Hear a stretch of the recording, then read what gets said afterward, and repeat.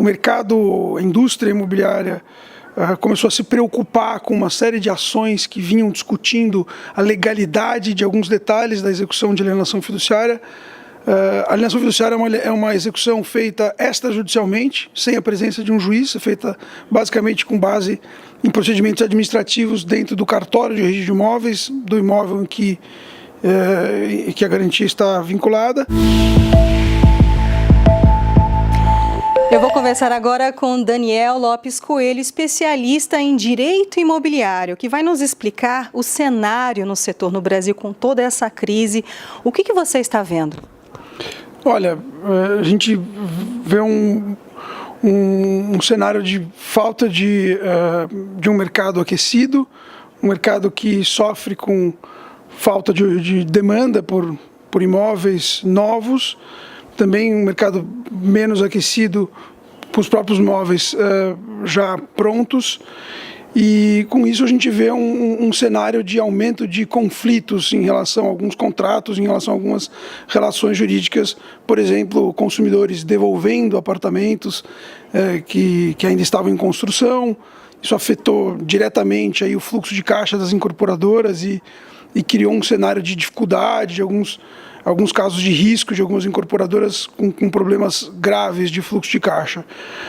Um outro prisma também é um aumento das execuções de garantias imobiliárias, a principal delas a garantia de alienação fiduciária, e um aumento expressivo aí em discussões, conflitos judiciais, discutindo a validade de alguns conceitos, de alguns detalhes da alienação fiduciária, especialmente por compradores de imóveis que não conseguiam mais pagar as suas parcelas e honrar os seus contratos e passaram aí a ver os seus imóveis tomados pela execução de alienação fiduciária e entraram com diversas ações para discutir alguns pontos sobre essa questão da execução da alienação fiduciária. Essa crise vem desde quando? Olha, essa crise é difícil a gente dizer exatamente, ela é uma coisa orgânica, ela vem crescendo talvez de 2012 para cá e se concretizou aí com a crise nacional dos últimos 2, 3 anos. Principalmente nos últimos 2 anos a gente tem visto essa crise afetando o direito, enfim, as questões jurídicas e imobiliárias de uma forma mais expressiva. E a oferta de crédito continua bastante restrita, não? Sem dúvida, a oferta de crédito é restrita, especialmente porque o grande financiador do crédito ao consumidor no Brasil é um ente da Caixa Econômica Federal, um ente público que diminuiu o crédito na medida em que criou uma restrição ao crédito de um percentual maior no valor da aquisição, ou seja, o mutuário antes podia financiar um percentual de 80%, casos até 90% do valor do imóvel. Hoje esse percentual a Caixa reduziu muito, em 50% em alguns casos, o que prejudica muito o acesso do consumidor ao crédito e nitidamente altera de forma drástica a demanda e aquele mercado aquecido que a gente vinha vendo nos últimos anos. Agora, em resposta à crise no setor e a toda a questão que envolve questão jurídica, né, as pendências, as ações, houve uma mudança na legislação, né? O que houve? Olha, a gente já viu uma mudança concreta, mudança legislativa em alguns detalhes sobre a execução da alienação fiduciária. O mercado, a indústria imobiliária começou a se preocupar com uma série de ações que vinham discutindo a legalidade de alguns detalhes da execução de alienação fiduciária. A alienação fiduciária é uma execução feita extrajudicialmente, sem a presença de um juiz, é feita basicamente com base em procedimentos administrativos dentro do cartório de registro de imóveis, do imóvel em que a garantia está vinculada. E existiam várias discussões sobre a nulidade da intimação do devedor para fins de pagar a dívida antes de ver o seu imóvel transferido para o agente financeiro. Discussões após o leilão que a execução ela culmina com um leilão e o banco financiador, o ente financiador, leilou o imóvel para ver o crédito ali pago por esse produto do leilão. Haviam discussões sobre o próprio leilão, sobre o preço que o imóvel era ofertado, o valor mínimo para o leilão, principalmente o primeiro leilão. Haviam discussões sobre, após a arrematação pelo comprador final nesse leilão, haviam discussões sobre a legalidade de todo o processo, até discussões sobre questões do contrato de financiamento que afetavam esse imóvel. Enfim, o comprador final muitas vezes se via com problema para tomar posse do imóvel, poder revendê-lo, porque o antigo mutuário, o antigo proprietário, que era mutuário devedor, ele entrava com discussões mais profundas sobre o próprio contrato de financiamento, sobre questões aí da nulidade do leilão. Isso também prejudicava a liquidez desse leilão e a força da garantia de alienação fiduciária. Importante dizer que esse contexto veio por conta da crise, e a crise aumentou o número de pessoas e de mutuários que ficam com dificuldade de pagar os seus financiamentos, e isso acaba se refletindo num maior número de conflitos, né? Enfim, os conflitos sempre acontecem, sempre existiram algumas discussões, mas o que a gente viu foi um aumento expressivo da base, né, de mutuários inadimplentes, e aí começam a se refletir em questões e discussões que começaram a prejudicar de uma forma mais sistêmica a execução da alienação fiduciária. E os distratos, em percentual, houve um salto, não? Sem dúvida, isso é notório, discute-se bastante esse assunto.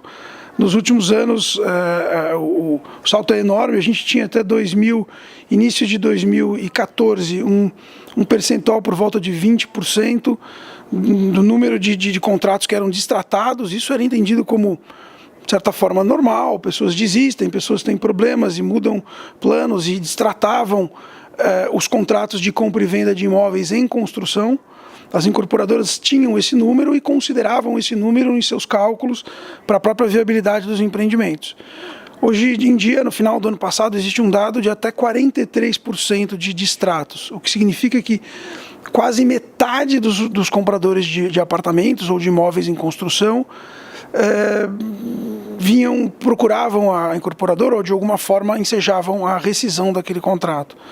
Houve mudanças também nas regras para a devolução do dinheiro? Ainda não existem mudanças concretas nas regras do ponto de vista legislativo, mas existe uma grande discussão no setor, existe uma discussão de uma possível medida provisória que venha a pacificar alguns pontos que são de extrema relevância nesse contexto. O principal deles diz respeito a como e quanto a incorporadora tem que devolver em caso de distrato. A jurisprudência chega a obrigar a incorporadora a devolver até 90%, em alguns casos, na maioria deles, 80% do que foi pago, mas cria-se aí um cenário de incerteza, porque as incorporadoras precisavam, enfim, as ações precisavam ser promovidas e as incorporadoras e eventualmente os mutuários que foram à justiça para rescindir seus contratos precisavam da decisão judicial, e aí cada juiz decidia caso a caso se o percentual ia ser devolvido, ia ser 70%, 80%, muitas vezes menor, na maioria das vezes em volta desses 80%.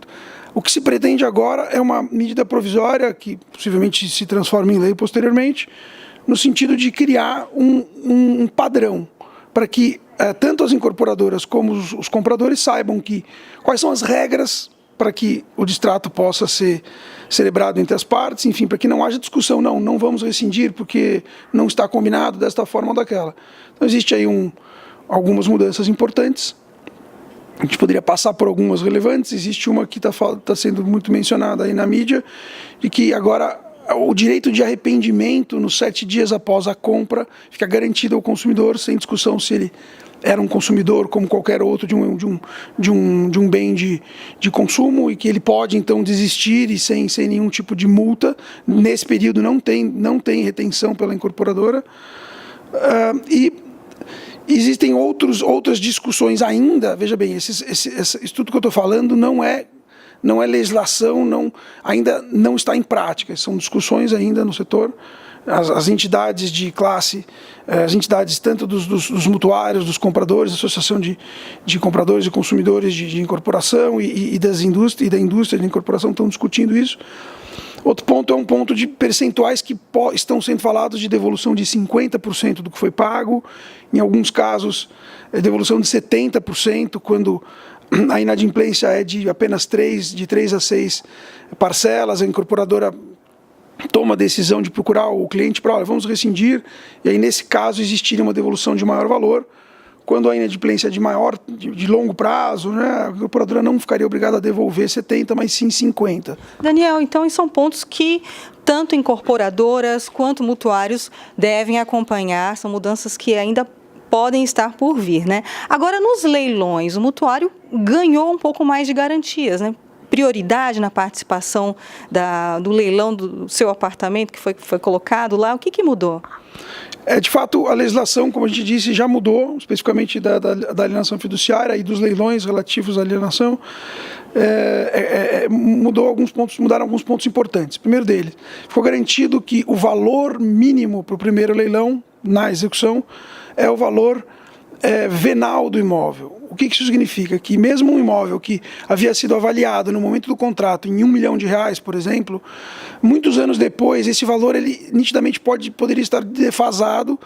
Então, escolheu-se o valor venal atribuído pela prefeitura, pelo órgão que tributa o ITBI, basicamente, como valor que vai ser admitido, independente daquele valor mínimo estabelecido em contrato, vai valer o valor venal mínimo. Isso pacifica uma discussão sobre o leilão por preço vil, o leilão por preço muito menor do que aquele imóvel de fato valia. Isso dá um conforto ao devedor mutuário de que o imóvel dele vai ser colocado à venda por um valor justo e, por outro lado, à incorporadora, enfim, ao banco financiador, na maioria das vezes, de que não vai haver discussão sobre se o valor era vil ou se o valor era muito baixo ou não. Isso também consolida um pouco a alienação fiduciária, dá mais segurança para a alienação fiduciária. Outros pontos, como a preferência do comprador, do devedor, de ainda, entre os dois leilões, pagar a dívida e ter uma segunda chance de reaver o seu imóvel, arrumando um outro crédito ou com recursos próprios, de alguma maneira salvando aquele imóvel, recomprando aquele imóvel que ele viu perdido num primeiro momento e não leiloado no primeiro leilão. Daniel, muito obrigada pela sua primeira participação com a gente aqui na Ducascope TV e espero que seja a primeira de muitas outras. Muito obrigado, é um prazer, agradeço a oportunidade. Luciene Miranda para a Ducascope TV.